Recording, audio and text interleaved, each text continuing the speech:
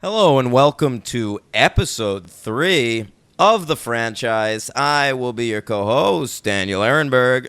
And I'm your co-host, Henry Papali. Welcome back, folks. Welcome to the potty, pal. That's right. And do we have any preamble leading up to the end of Die Hard, or shall we dive right in? Oh, boy. Let's just dive right in. I mean, they didn't dive right in, right? They took, 12 years? Yeah, they sure did. I'll tell you just a little franchise update. Yeah, a lot of stuff failing. A lot of franchises that didn't need to be franchises are failing this year. I'm talking Zoolander. I'm talking some other shit. I saw there's been, I think, 9 franchise launches this year, and 5 of them debuted at under 45% the debut gross of the first film. Jesus Christ. How about that? Wow. Yeah. Wow. I don't have those stats in front of me, though. Right. So let's get into format. Oh, we're boy. talking about Die Hard. We're wrapping up Die Hard. Today we're talking Live Free or Die Hard and A Good Day to Die Hard. The first one, Live Free or Die Hard, 2007. So we're talking 12 years after Die Hard with a Vengeance was a big hit. Yeah. Yeah. Can we attribute that to Bruce Willis being a dick, too? I don't know. The only explanation that I was able to find for the long gap was that they were planning on doing Live Free or Die Hard sooner, but they were going to do a 2001 thing. Did you read that? But because of 9/11, they wanted to kind of lay off the terrorism type thing for a while. I did hear that. So, Yeah, so maybe, Live Free or Die Hard continues the tactic of taking something that was written for something that had nothing to do with Die Hard and shoehorning John McClane into it. Yeah, an article. This time a magazine article. And a spec script. Oh, I didn't read that. Yeah, okay. So the idea for Live Free or Die Hard, they wanted to make it a cyber thriller, which was hot at the time. Not really. It was past its prime. But it's based on a 1997 Wired article by a fellow named John Carlin called Farewell to Arms. Yeah. Not as good as the classic Ernest Hemingway novel. That would have been a Die Hard that I would have definitely been into. Can you imagine that? Just like a Die Hard movie where John McClane goes to war and watches his Asian wife die. Yeah, and then the final minutes he's out in the middle of the ocean fishing for a marlin. Sorry. That's funny to me. Yeah. It was meant to be. Okay, Yeah. but it was also based on a spec script by a fella named David Marconi Okay. entitled WorldWar3.com. Oh, now it's ringing a bell. I did hear that. I just heard that. Yeah, right. That gives me so much nostalgia, though. Do you remember those days when every there were so many movies that thought .com was a clever thing to title. Do you remember Fear.com? Yep, I was just gonna say. Yeah, I was just gonna say. There was a lot of that, and I even remember jokes on sitcoms, you'd be watching Caroline in the City right now, and her boyfriend would be jealous or something, and Caroline would be like, insecurity.com over here, am I right? That was... It's funny because it illustrates, again, which is one of the great things about this franchise covering it, is that every decade always thinks that they're the coolest and that they're ahead of everything, and they're not, because that's how time works, people. Eventually, everything that you put in your movie, if you're so consistently referencing the thing that's happening around you, it's gonna sound silly in our day in 2 years. I mean, Hank, I have an iPod. Yeah. There are 50,000 songs on it, and it's a piece of shit by today's standards. Mine's pretty awful, too. Mine has a cracked screen and barely works, and I believe it's a 2009. and it's just it doesn't turn off or lock. It's right. But today people are like, you just turn their phone on and all of a sudden, boom, everything at there. I don't have that. I'm always at least 10 to 15 to 20 to 30 years behind in everything. Oh, I usually am pretty behind too. I never had an iPod until I had a friend who worked at the fucking Apple store. And for my birthday maybe Christmas even, he was just sort of like, he was able to get one for cheap because he worked at that store, and he was like, you should have a fucking iPod. Because I used to like go to college with a Discman and like 5 CDs in my backpack. Yeah. Oh, me too, man. Yeah. Me too. I had a Discman up till 2008. I'd carry my Discman in high school, and you get like 4 minutes between classes, and I would like put it on, like I can listen to one song. Yeah. Yeah. Oh, all right, so WorldWar3.com is what they chose to be Live Free or Die Hard. We've got a new director. Oh, yeah. That's your reaction? The great Len Wiseman. Listen, looking him up, obviously. I can't really say much because I didn't see any of the Underworlds, which I'm sure you saw. I wouldn't have, but look, I had a lady in high school. She was a sorority girl, kind of out of my league a little bit. Sure. I would show her films a lot, like The Constant Gardener. Good movie. Point. Yeah. And what? You were educating her. No, it was just like we both worked at Blockbuster. Oh, and right. it was like we'd rent what would come out, and those were the kinds of things I wanted to see because I was that guy. Right. And so Lauren, I mentioned her name. I didn't mean to do that. But so Underworld 2 was coming out at the time, Hank. Yeah. And I'd never seen Underworld 1. And this flabbergasted her. So she took me up to her parents' house, and we watched Underworld so that we could go see Underworld 2 the next night. And how many Underworlds were there? I think, at the time, there were only 2. I think there's 4 now. We'll probably cover it on this show at some point. Oh, God. Yeah. But, and the only other thing he did that I saw that I actually liked...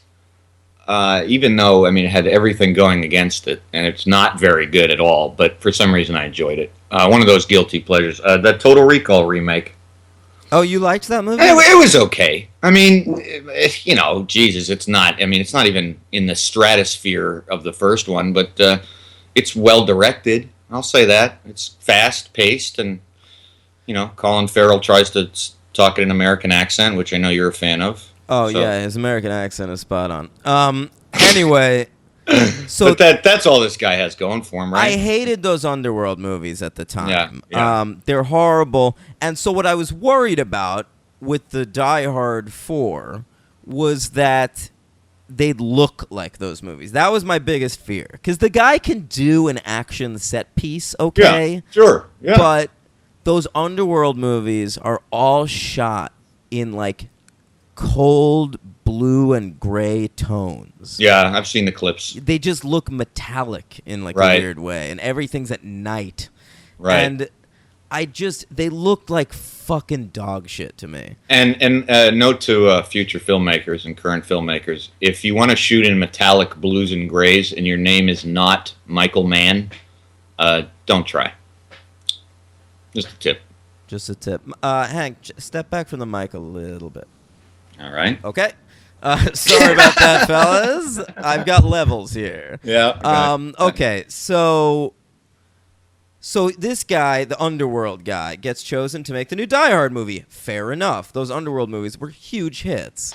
Right. And he actually tones himself down. There are actual colors in this film. There's light. It's all shot on a soundstage and looks like it, unfortunately. It's very slick.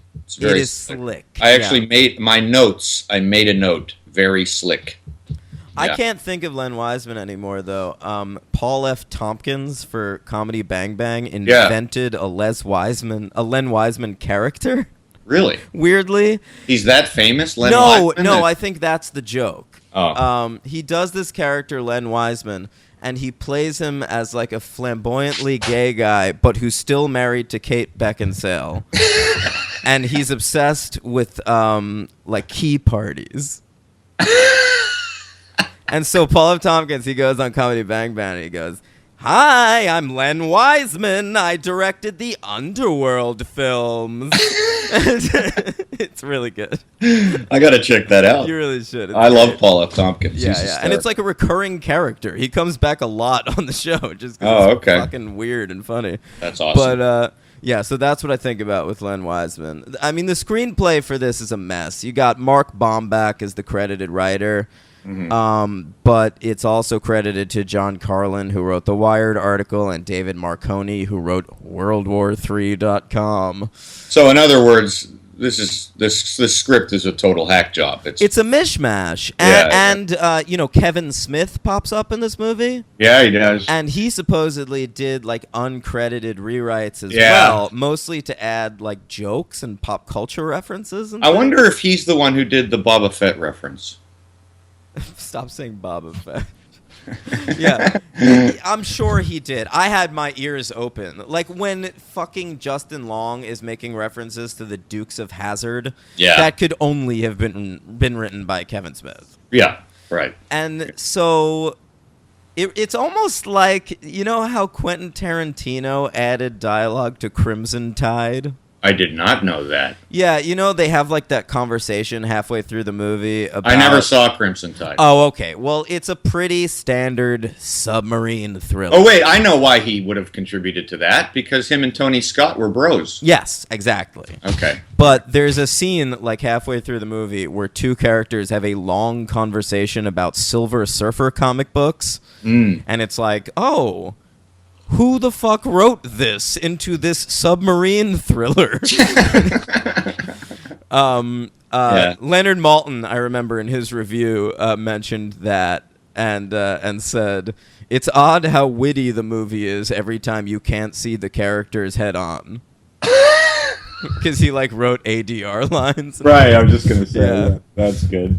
And by the way, speaking of ADR, there's a lot of ADR in Live Free or Die Hard. Oh, is there really? Yeah, I noticed it. I think this is. I mean, it's the first and only PG-13 in the Die Well, we're Hard going to get franchise. into that because, yeah, I broke the rules a little bit.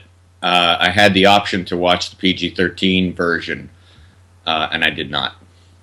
Oh, really? You watched Yeah. the R version? Yeah, but it didn't matter because it was, now that you bring up the ADR thing, it was so easy to take out all the fucks. I mean, it was so obvious, so it really didn't make a big difference. And just for fun, at the end of the movie, I wanted to hear the Yippee-Ki-Yay line both ways. So when I watched it the first way, it's uncensored, and then I went back and I watched it with Yippee-Ki-Yay. right, and I watched just that scene because I couldn't take much more. I watched just that scene with the audio commentary that does feature Bruce on it, I know. and they don't even talk about it, which is kind of weird. Why would you not mention that? You know? At the very beginning of that audio commentary, they rip on the title of the movie. Oh, they do. You watched it with the some of it, or all of it with the audio? I commentary? watched it years and years ago. Oh, okay. Yeah, and they reference some of the stuff on like the IMDb trivia. Oh, okay. But I do remember. Do you know that there were additional titles before they landed on Live Free or Die Hard for this film? I think I read that, but yeah, hit me. I don't know all of them. I think there were probably like 2 or 3 others, but the one that Len Wiseman, Yeah. and Bruce Willis and Die Hard. I almost called Bruce Willis Die Hard just now. The one they wanted to call the movie was Die Hard 4.0. Oh, It's wow. the fourth Die Hard, and it also has that cyber thriller element. Yeah, that's probably good they didn't do that. So they took the New Hampshire state motto and twisted it a little bit. Yeah, instead. right. I just think Die Hard 4.0 would sound dated in the same way like Fear.com does. Right. What's your feeling on the cyber thriller?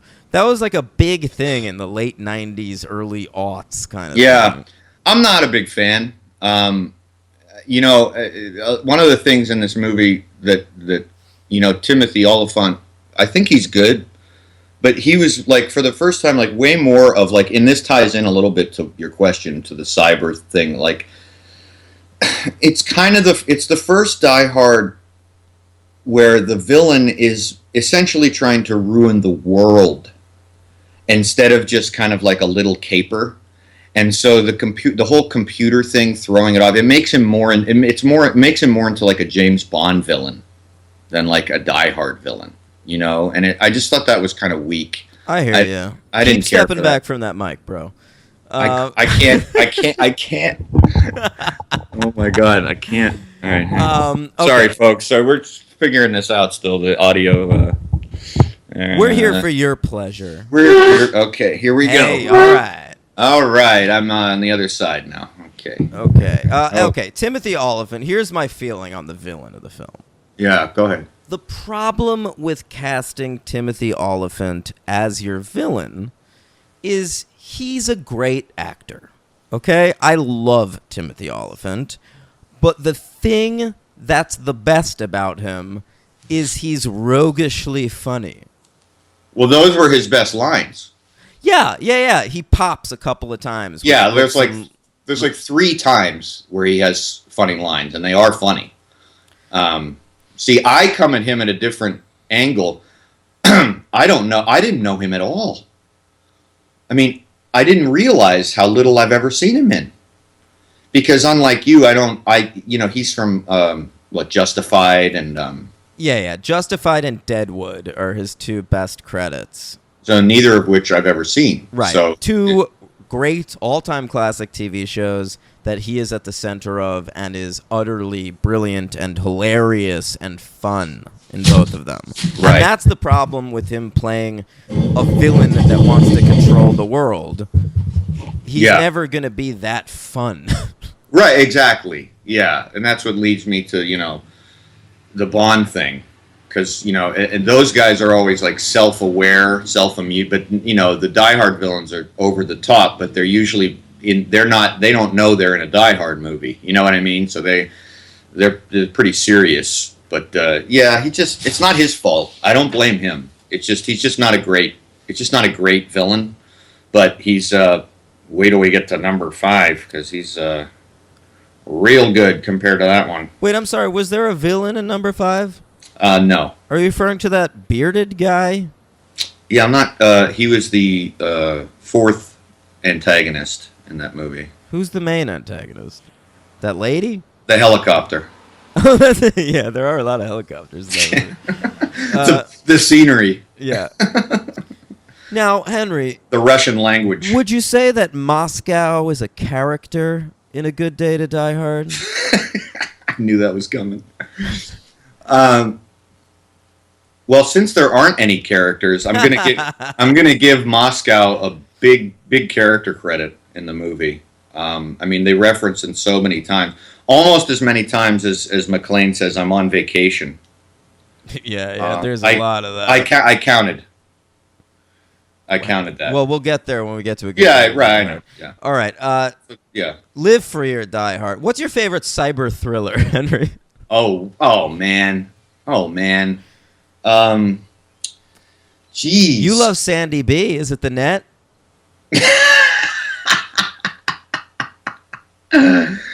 Oh wow, that is a cyber thriller, and Is it Hackers? I don't like Hackers. Ugh. You know that actually, I'm glad you brought up Hackers. I really didn't like that movie, and that was kind of a big hit when it came out, as I recall. I just had no I interest. think it was more a cult hit. Yeah, like a video release. It got Yeah, big. like the Boondock Saints. or Yeah, something. yeah. You'd have to name me some cyber thrillers, man. I don't. Maybe I'll look some up while we're talking. Those are the 2 that come to mind. Yeah, I don't. Those were big ones. Yeah. Oh, Johnny Mnemonic. Never saw it. Okay. Yeah, those cyber thrillers, they've always just got really intense scenes of people tapping at computers. Yeah. There's a lot of that in Live Free or Die Hard, too, though. Like A lot of fast typing. just Justin Long going. Yeah, a lot of stenography going on in Live Free or Die Hard. By the way, did you read the quote that Bruce Willis said that this Die Hard was better than the first one? He said that on the campaign trail for this movie. He's just trying to promote it, man. I don't think he believes that. I hope not. I mean, it doesn't matter to me if he believes it because he's wrong, but that's a hell of a thing to say. He probably just had such a good time at those Len Wiseman key parties. Yeah, he probably did have a good time at those key parties. Yeah. You know, the other thing Newly divorced from Demi. Yeah, Gotta get out there. that's right. And his nephew, Ashton Kutcher. The thing I noticed about this one is McClane also. He's really starting at this point in the movie franchise. He's really starting to become like you could see the influence of like the Bourne movies. Like he's becoming really invulnerable. Yeah. Like where in the first movie, you know, he steps on glass and he's like sidelined for like, 10 minutes because that's what would happen if you walked on glass. And now the man is just, he gets shot. He's in a ridiculous car accident. I mean, he's just completely invulnerable. In this movie, John that's- McClane is Wile E. Coyote. Yeah, exactly. That's all it is. Anything, he could fucking fall off a cliff and get hit by an anvil, and he'd be like, he'd say a pithy one-liner and get up. Right. Yeah, for sure. How about sure. the dialogue in this movie? That's something I noted. I feel like they were going for like quicker-paced, pithier dialogue. Definitely. And I mean, that's part of the reason they got Justin Long into this thing. Yeah. Justin Long probably overused in this film. I think he's pretty good for the most part. I agree. He's the damsel in distress. He is. But how about this theory? 1 year later, Live Free or Die Hard is made. That character is played by Shia LaBeouf. Good call. Yeah. He wandered onto the set from Transformers 6 and they took him on there. Hey, he only made it to 3. Okay. So Long actually went on to appear in a couple Kevin Smith movies out of this. Did you know that like Kevin Smith sort of like had a great experience on this movie and then brought actors over to other projects? Well, I mean, I figured the one with the Tusk. Yeah, he's in that... Tusk, but he pops up in Zack and Miri Make a Porno too. Oh, okay. And Willis is in Cop Out. Yeah, I remembered that. And Kevin Smith supposedly had such a bad experience with Bruce Willis on Cop Out that now when he does his little Q&A gigs and shit, he'll do like a half-hour story just taking down Bruce Willis. Yeah, I remember reading that in his one of his books. That's right. I used to keep one of his books on the toilet tank when we lived together. Yeah, when we were roommates, that was one of the frequently read books. Yeah. Toilet Just tank. dropping a deuce, reading about Jason Mewes' heroin addiction. Oh, that's good. Did you catch there's one reference to the first movie that's besides the musical cues. Did you catch when one of the guys driving Willis and his son and the Russian guy for the first time, he goes, I'm John McClane, who are you, or whatever, and the guy goes, Agent Johnson. And he goes, Agent Johnson? Okay. If you recall from the first movie, the Special Agent Johnson, the black one and the white one. I don't remember. You don't remember that? No. Okay, well, sorry, buddy. That's okay. It was a reference I caught. It's to the first movie. So. How about the music? What'd you think of this? Because Michael Kamen did the score in the first 3. Right. And now we've got a new composer, Mr. Marco Beltrami. Yeah. Who got his start on the first Scream film. That's the first film he ever did the music. Oh, is that right? Yeah.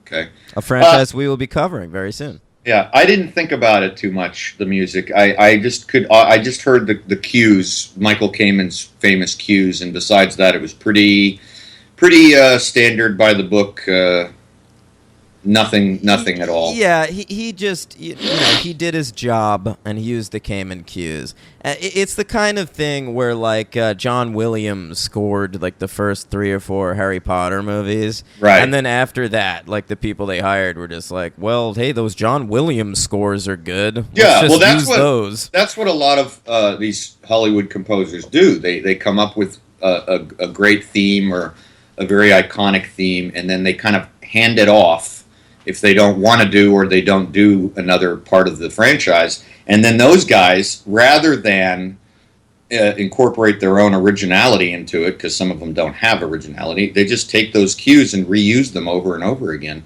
And that's kind of what happens a lot. And it happened here, and I didn't notice it. I didn't pay attention to the score very much at all.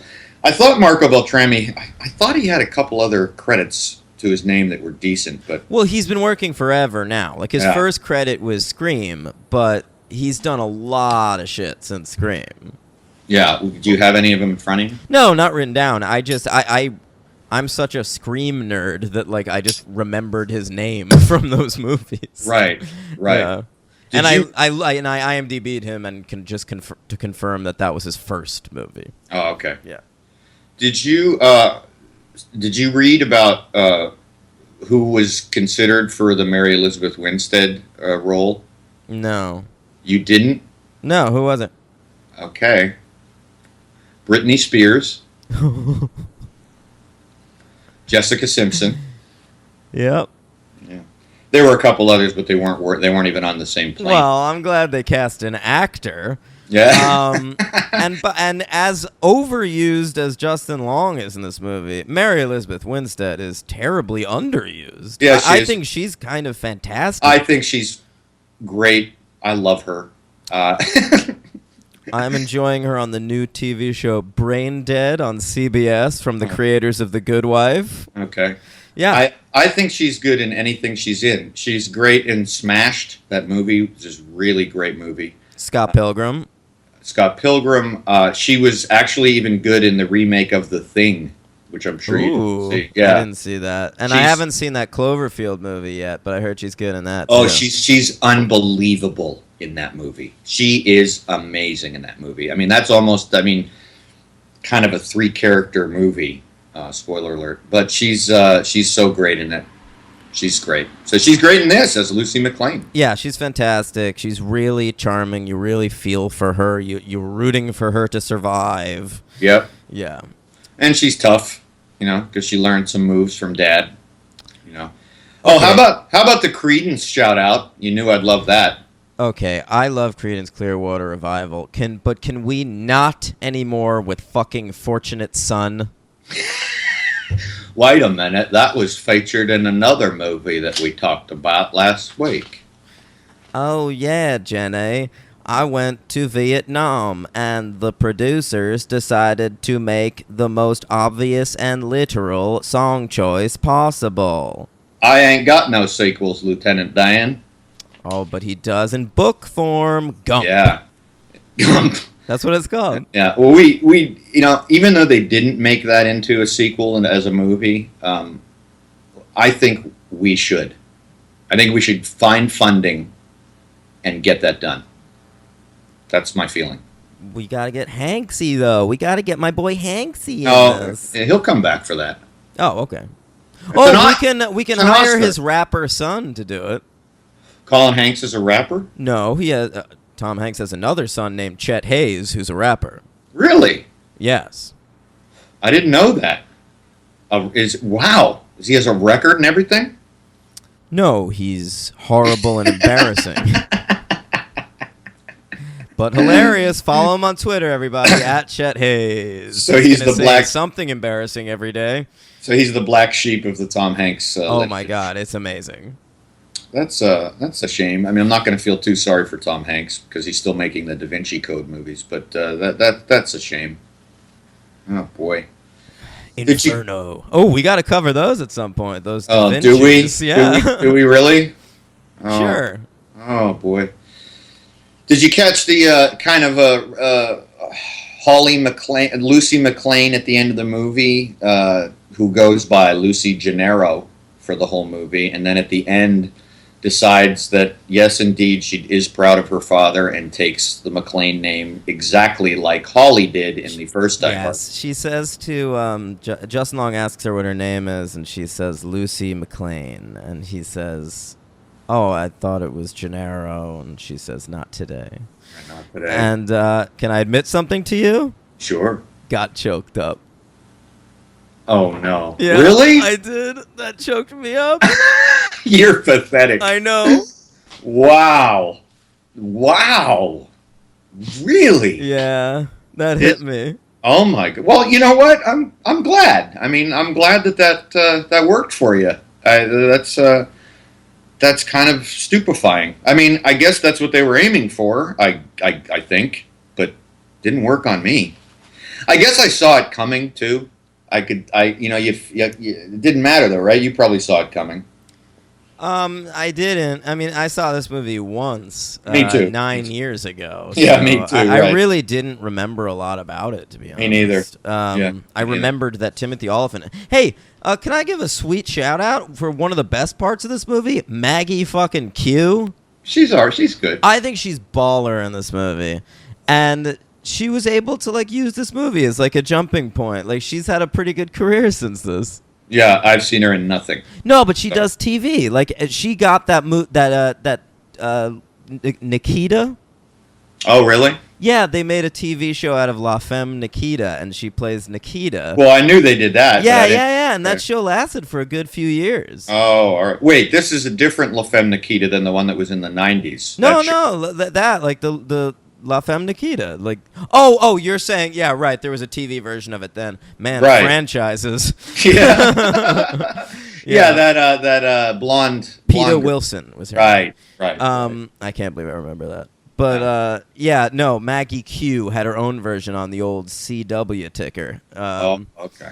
And that lasted a good 4 seasons, something like that. She was good.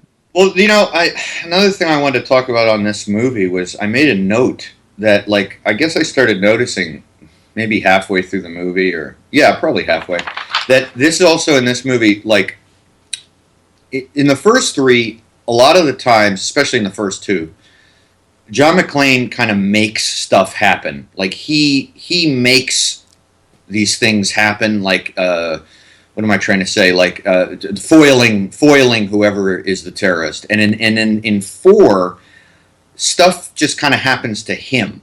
He's more like reactive than he is in the first movies. Like in the first one, with the computer bomb sending it down the elevator shaft, and in the second one with the lighter fluid lighting the plane on fire, and in the third one when he's stuck in the elevator with the terrorists and he takes charge and kills all of them, but in 4, it's like he is in control of nothing. And I don't know if that was even like a conscious decision where he's just getting constantly bombarded by threats and he's not really being innovative in any way. His innovation as a character, because he's, it's supposed to be a very smart cop, and that's kind of just all but gone. He's more just like a video game character. Did you feel that way at all? A little bit. I think what they're trying to sell with the McClane character in this movie, though, is he's done this 3 times before. So they're less trying to sell you on the fact that he knows what he's doing, per se, and more on the fact that this is a guy who knows how to improvise. This is a survivor. Yeah, but he doesn't improvise that much, is my point. He he kills a helicopter with a car.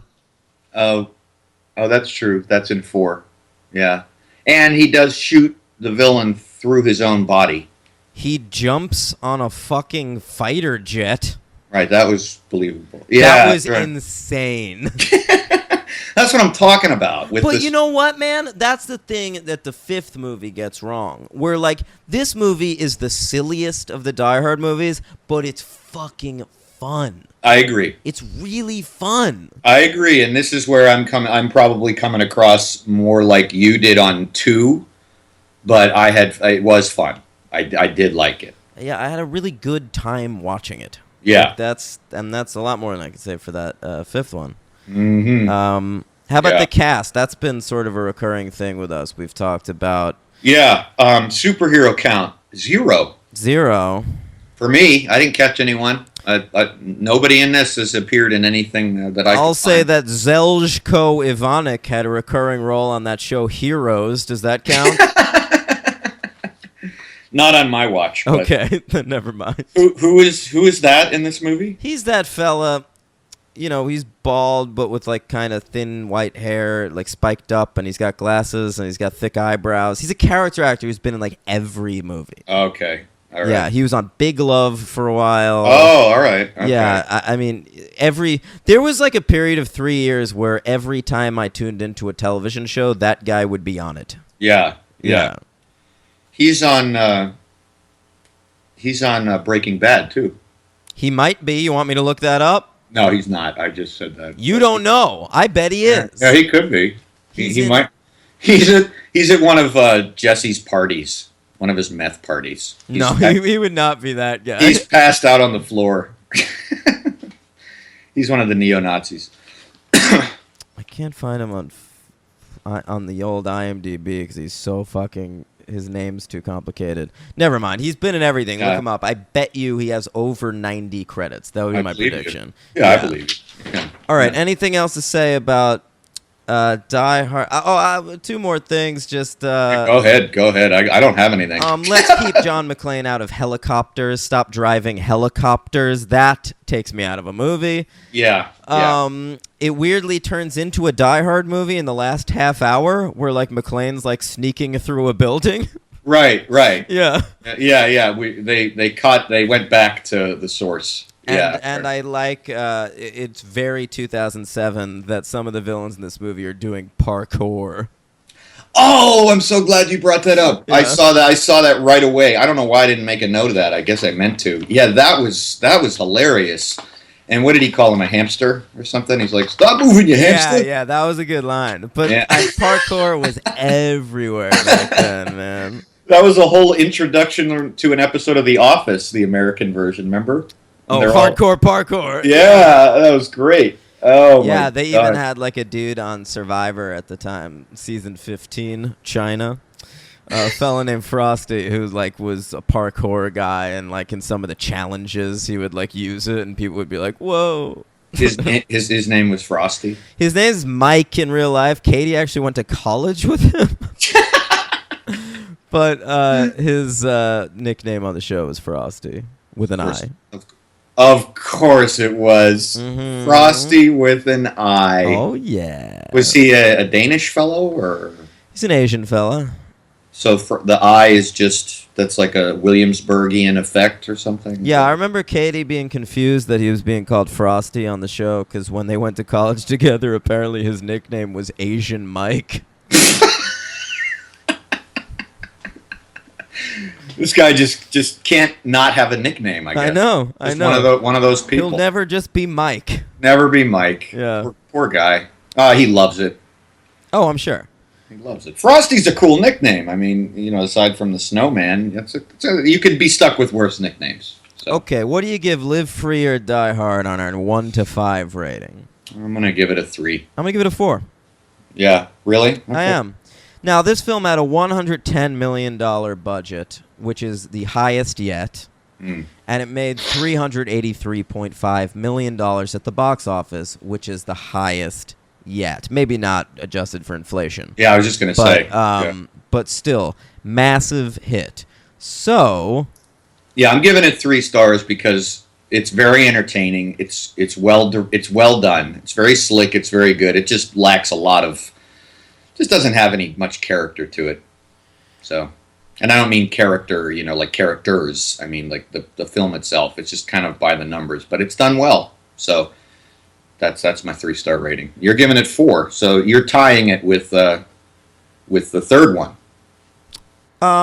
You gave that. I like the third. Well, we'll rank them at the end. Right? Yeah. So 6 years later, we come out with A Good Day to Die Hard. Yeah. Directed by John Moore, written by a fella named Skip Woods. Boy. Yeah. This film came out February 14th, 2013, whereas all the other Die Hards came out right in the heart of summer. And this thing So the studio did not have confidence in it. Yeah, I could see why. Yeah. Well, I don't know why. It's the Skip Woods. I mean, he's one of the great Hollywood screenwriters. What did he write? Swordfish. Oh, yeah, he's that guy. Enemy of the State, I think. Didn't you write that? Oh, I didn't notice that one. If he did, that wasn't a terrible movie. But he also did Hitman. Max Payne, did he do that? Yeah. Sabotage. Jesus. Yeah, the only thing this guy did that I've seen that I enjoyed somewhat on a ridiculous level was X-Men Wolverine Origins. Yeah, that's not a good script. No, it's not. Yeah. That's all I got on the great Skip Woods. But John Moore, the director, is even worse. Well, he's the guy. He directed he does a lot of these kinetic. We're chopping it. We're editing a lot. No shot lasts for more than 2 seconds. That's his stock and trade. So he did Behind Enemy Lines, right? Yeah. And Flight of the Phoenix. Anything else? I got nothing on. Yeah. He's never made a good movie. Ugh. But hey, this movie, it should be said, was a success. It made $304.7 million. It tanked a little bit in America, but these diehards, it's such a big franchise that they do well overseas. So this film, there hasn't been a new Die Hard since 2013. Yeah. But the franchise isn't dead. No, it's true. And I gotta say, I kind of ashamed to say this, but it was not intentional. This is the only Die Hard that I actually saw in the theaters. Well, I saw 7. I saw Live Free or Die Hard. Yeah, I didn't. I saw that on DVD. Yeah, and that was unfortunate for me. But yeah, in this movie, man, all realism is just totally gone. I mean, it's just gone. It's just such a by the numbers piece of shit. It's just fucking terrible. I gotta say, it was kind of painful to sit through. It was mercifully short. Yeah, hour 38. Yeah, Props to you, John Moore. Yeah, John Moore. How did they pick this guy to direct this movie? I don't know. It seems like a weird decision. He was probably just in the studio's pocket.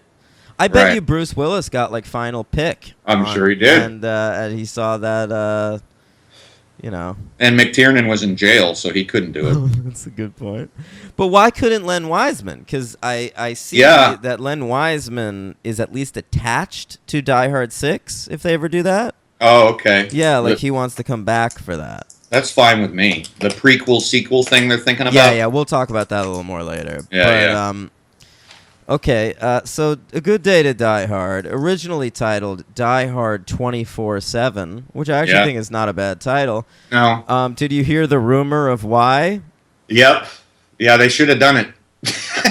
I think it might be true, and I'll true. tell you why. Yeah. So the rumor was that Die Hard 24/7 was going to be a crossover between John McClane and what's that character's name? Jack Bauer. Jack Bauer, sure. Kiefer Sutherland's character from the 24 series, which had ended by this point, I believe, or was close to. Oh, I don't know. Yeah. You're right. It was over. Right. And I think, okay, first of all, this is the first Die Hard film with a script that was intended to be made as a Die Hard film. That's right. The first time it's not based on an article or a book or a conversation. Right. and maybe let's go back to the old way of doing things. I agree. Which is funny because it was such a fun thing to ridicule the origin of these movies and how they were coming out, from a book and characters created by, and then on an article, and then another guy's book, and we were making fun of that somewhat. But now that it was totally original and it's horrible, I guess they were onto something. So I guess so. I'd go back. Yeah, it worked. Oh my God! So let's get into this movie, my friend. Okay. Well, the reason I kind of believe the Jack Bauer rumors is that in this film, John McClane comes across his grown-up son, Mhm. who turns out to be a super spy Right. for no reason.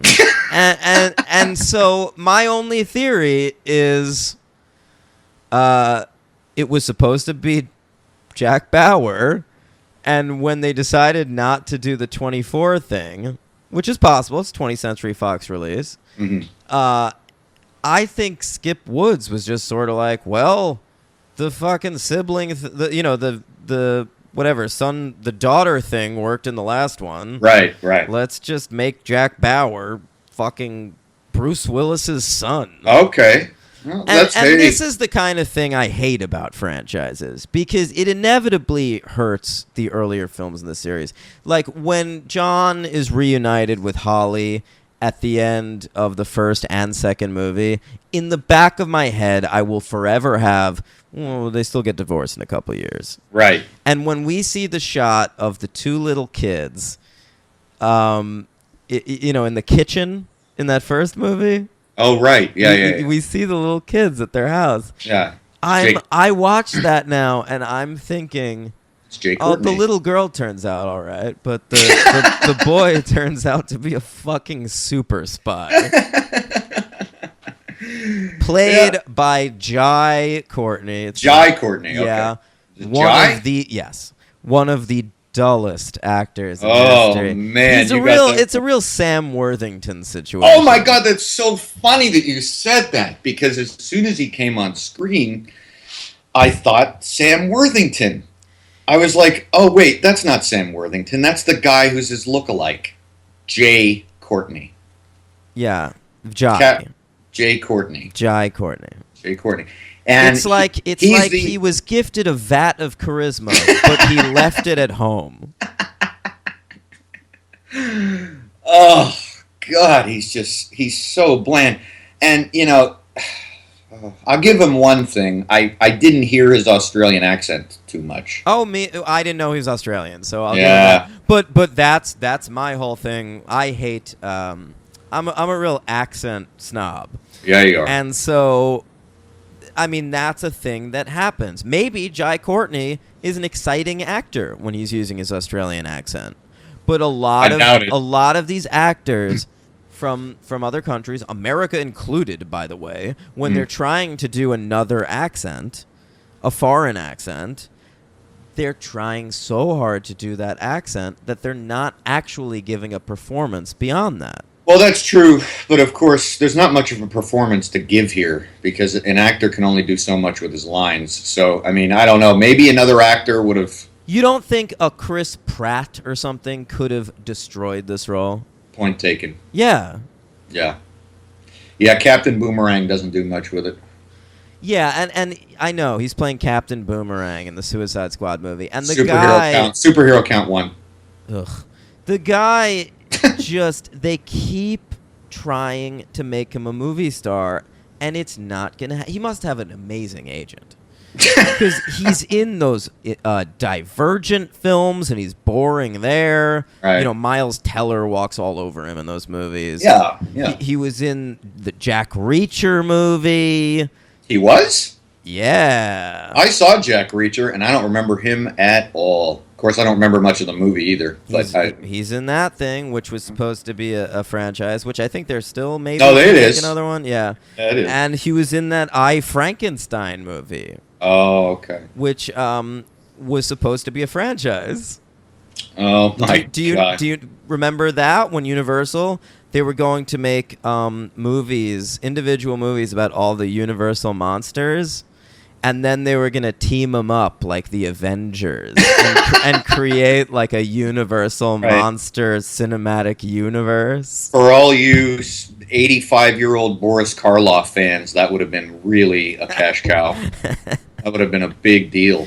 Yeah, who thought that was a good idea? No. Oh, and he was fucking Kyle Reese in that shitty Terminator movie from last year. Okay, now that is why. Is that why another reason I confused him with Sam Worthington? Because Sam Very Worthington, possibly. because Yeah. he's in one of the Terminator Yeah, movies. yeah, he's in that Salvation one. Oh, all right, all right. No, yeah. he was in Genesis, GENA. I didn't make it through Genesis. Yeah. I didn't make it through. I only got to the second chapter of Genesis, and I had to turn it But off. he's just got this weird thing where Hollywood thinks he's a movie star. Ugh. And audiences keep saying, no, Hollywood, he's not a movie star. But Hollywood's like, come on, guys. He's a movie star. Check it out. You know what's funny too? I looked up the guy who's supposedly the villain in this, the Russian guy. There's no And- villain in this. No, I know there isn't. And he was in The Lives of Others. Yeah, I saw that too. By Florian Henkel von Donnersmarck. Yeah, the director Yeah, of the director of The Tourist. Oh, the tourist. And you know this guy.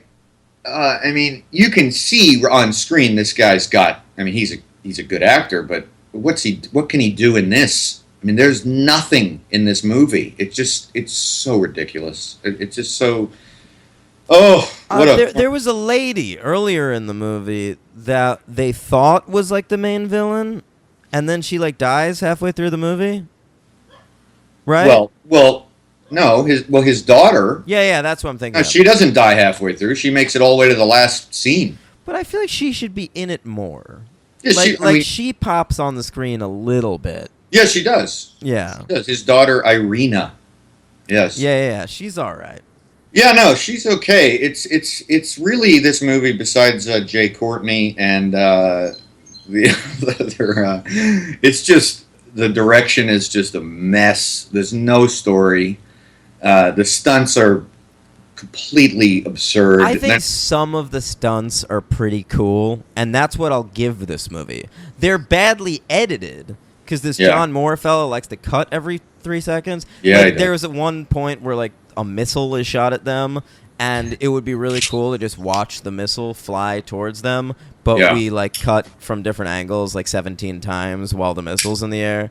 Yeah, So there's some of that, but some of like the car chase at the beginning was pretty sweet. that was too long. It was too long, but some of it was kind of all right. Did you know that on the Blu-ray of this, I read that on the Blu-ray of this movie, the two big changes were they cut Lucy McLean completely out of the movie, so we wouldn't even get Mary Elizabeth Winstead. But she was in the theatrical version. Yeah, that's because what I watched. that was really bizarre to me because I watched I went to see this movie in theaters. Right. And kind of the best part of the movie was when we got to see Mary Elizabeth Winstead show up Right. for a And couple minutes. Yeah, and she's in it for a couple of minutes, and then To rewatch this film for the podcast, I ordered it on Amazon Prime. I rented like a streaming copy of it, okay. and they gave me the extended edition. Oh, Which is only 3 minutes longer than the non-extended edition, but Lucy McLean is nowhere to be found, and I missed her. So we watched a slightly different, because also I read, the other thing I was going to say was I read that in the extended edition, the car chase is even longer. Yeah, it is forever. And I thought it was forever in the thing I watched. Yeah. So I'm, oh my God. And that's the thing too, where it's just becoming, this is just flat out trying to be a Bourne film or a Daniel Craig Bond movie. And it just has none of the style or charisma or character of it, or the choreography of action. It's just, and I mean, do we blame the director pretty much for that, or what? We blame the director, but we also blame the screenwriter because the idea is bad right from the start. Jack McClane, the son, cannot be a super spy. And we never need to see John McClane doing like an ugly American routine with a cab driver. Is that cab driver he talks to at the beginning the worst Die Hard character since Argyle? Well, see, I happen to like Argyle. That's because you're a racist. Okay. I liked Argyle's dedication, as I started to say in our very first podcast, to actually hang out and hang around for his guy to wait, all those hours in the limo. No, I liked Argyle. I thought Argyle was fine. This guy is absolutely the worst character. Absolutely the worst character.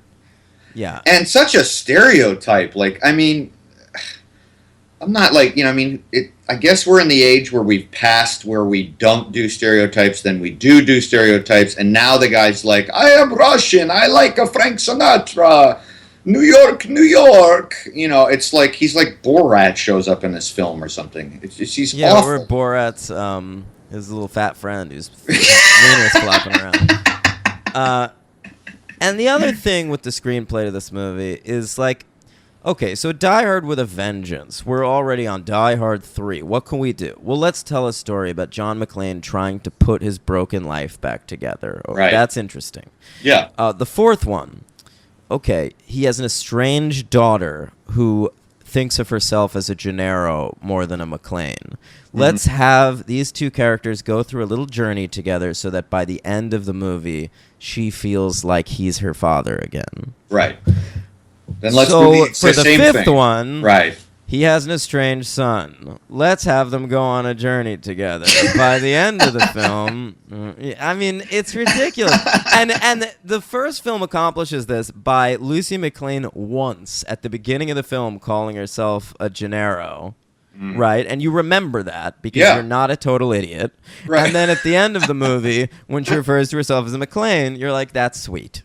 Right. In this movie, no character has ever used another character's name as much as John McClane's son does in this movie. He's referring to him as John at the end of every goddamn sentence he speaks. Yeah. Just so at the end of the movie, he has the great line, I'm McClane. John McClane. John McClane Jr., which only made me think of a cartoon I watched when I was a kid called James Bond Jr., where the guy's catchphrase was Bond, James Bond, Jr.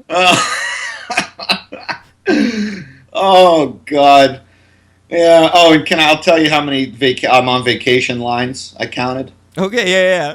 4. Yeah, of course. He says it 4 times. Yeah. It's really like, we'll do that Clerks series soon. Sure, yeah. But, like, it's used as a motif in that film with Dante repeating, I'm not even supposed to be here today.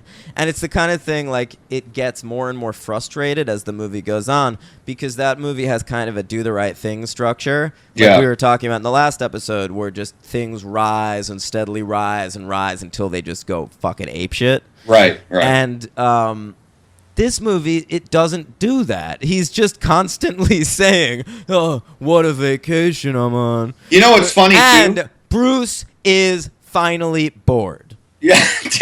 Yeah. I thought he might be in that fourth one, but he still seemed to be kind of having fun. I agree. Yeah, he is bored in this movie. He is phoning it in. And the thing about the vacation line, too, is I don't know if you know this or noticed, but he's actually not on vacation. No. That's not why he went to Russia. Dossier by one of his cop friends. I don't know, about like his son's in trouble in Russia. So that's why he goes. Yeah, he's not on there for that. Did you notice the pathetic attempt at the end of the movie when Jay Courtney throws off when Jay Courtney throws off the non-villain off the roof, and the camera shot is echoing the Hans Gruber drop. Yeah, I noticed that. Oh, God. Please. John Moore, please. The only thing you have in common with McTiernan is your first name, buddy. Not any of his talent. Come on. Yeah. All right. So that's a good day to Die Hard. What do you give that out of 5? 1. I'm going to give it a 2. Yeah, we'll give everybody again. I'm only going to give 1s to movies where I just like... I can't sit through it. I'll give this one a 2 for being an hour and 38 minutes and having a few good stunts. We'll give everybody the rating system again though, because that's it's 1's a piece of shit, almost unwatchable. 2, it has its moments, but still pretty bad. 3, just a solid entry in the franchise. 4, excellent, good work making another one of these fucking things. 5, in the conversation for the best in the series. Okay. So I also wanted to do, which we forgot to do last week, MVP and LVP besides the lead character of all these. So who's your MVP and LVP of Live Free or Die Hard? Oh, we did do that. We didn't do it for the third one. We did it for the second one. Yeah. Okay. And so wait, for the fourth one, Yeah, for the fourth one. MVP for the fourth one, I'm gonna give Mary Elizabeth Winstead. Yeah. To me, it's between her and Maggie Q. I'll go Maggie Q just to be different. Okay. No, I'll go with Mary Elizabeth Winstead because she made me get choked up. Yeah, in a Die Hard movie. There you go. Yeah. LVP in the fourth one. Can I abstain? I mean, it's there's not really anyone in the movie who kind of sinks anything. You know what I mean? I'll go with Creedence Clearwater Revival. That's not their fault. That's not nice. That's so not nice. A Good Day to Die Hard. MVP. None. I'll give it to Mary Elizabeth Winstead because I missed her in the All right, I watched. okay. I'm gonna give her that. I'm gonna give it to her too for her 30-second cameo. LVP. I want to give. Jai Courtney. Yeah, I guess I want to give it to the director or the writer, but if we're just sticking with actors, it goes to Jai Courtney. So Yeah. I will say one other thing about A Good Day to Die Hard. It has a lovely producer credit on it that I had to do some research on. Oh yeah, what's that? Produced by a fellow named David Willis. Okay. Um, Any relation? I don't know. You tell me. He has 16 producer credits. His other ones include Hudson Hawk, Color of Night, Die Hard 3, Disney's The Kid, The Whole 9 Yards, and The Whole 10 Yards. Okay, so He's Bruce Willis's brother. Okay, all right. Which leads me. I'm glad you brought that up. I had a correction to make from last week when I was talking about Joel Donner. Do you remember that about Die Hard 2? Joel Donner. Silver, you mean? Right. Well, that's what I did mean.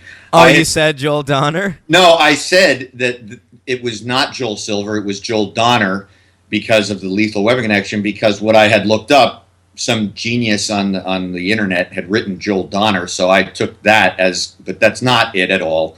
There is no Joel Donner, folks. So anyway, it was Joel Silver. I knew there was something weird about it, so I went back and I looked at it, and there's no Joel Donner. Whoever pointed out the Easter egg that I had found myself had credited it to Joel Donner, and so I just want to make that clear. Okay. Because that's important. Corrections and omissions. Yeah, corrections and omissions. Okay. So Die Hard. It's not a dead franchise. Do you want to see a Die Hard 6? 5 left such a bad taste in my mouth. I mean, I guess I'm going to say if it has, really got a qualification on this. If it's got a director that I'm interested in, I guess Len Wiseman is attached. Well, you said, yeah, but that's a maybe. You don't know that's going to... Well, that's the movie that's in development right now. They're going to do a picture called Die Hard Year One, which is going to take place in the 70s, and it's going to have John McClane as sort of a beat cop. Right. Okay. I guess if Wiseman's attached to it, it actually does that formula, and I wonder who Jai Courtney doesn't play John McClane. Yeah, exactly. I guess I'll see it for completist's sake, but interest is not very high, man. I think if I step away, once I have a few weeks away from this, maybe I'll be back into it, How about you? The only reason I'd want another one is because I'm a television person. I majored in television in college. I watch an ungodly amount of television, and I like when TV shows have satisfying endings. And if we're looking at Die Hard as a series of films, A Good Day to Die Hard is a sour note to end on. I agree. That's a good point. You could come back at least pretty strong and finish it off with a nice. But of course, it won't end there if it's a prequel and it's a hit, because it'll just continue probably with that actor, right? It'll be like a new, almost a reboot. I'd like to see them wait like a good long time to do another one, and then maybe reboot it the way like Creed rebooted Rocky. Right. Where John McClane's working with a fella. Yeah, that could work. Yeah. Could work with the right people involved. Get Michael B. Jordan. I'm down. Get Michael B. Jordan. Get David Willis in to produce. Yeah, he's going to bring a lot. Let's skip Woods. Skip him. Yeah. Bring back Stephen E. D'Souza and his You know asking what? couch. Definitely bring Stephen E. D'Souza back, man. Just Yeah. bring him back. It needs it. All right, so lastly, let's rank the diehards. Okay. All right. You want me to go first? Or? Okay, well, let's do like number one. You say it, then I say it. Number All right. two. Okay, so best diehard. With the star rating as well. Okay, well, no, you don't need the star rating. Okay. The best Die Hard is Die Hard 1. I agree. Number two. Is Die Hard with a Vengeance. I agree. Number three. Die Hard 2. I'm going to go with Live Free or Die Hard. Number Okay. 4. Die Hard 4. Live Free or Die Hard. I'll go with Die Hard 2. And the worst one is A Good Day to Die Hard, of course. Yes, it is.